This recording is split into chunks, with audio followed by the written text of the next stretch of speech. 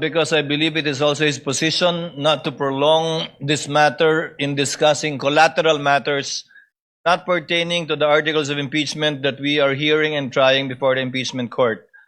The chair rules that the manifestation of Senator Judge Padilla shall remain in the records. We cite as a precedent to the precedent mentioned by Senator Judge Pangilinan, where the speech of former Senator, the late former Senator Rene Cayetano was not expunged from the record, but referred to the Senate impeachment, Senate rather, as a legislative body where it may be taken up. I ask the indulgence of the parties to this case. Wala po kasi kaming sesyon. Ito lang po ang pagkakataong nakakapagsalita at nakikita-kita kami habang recess kami.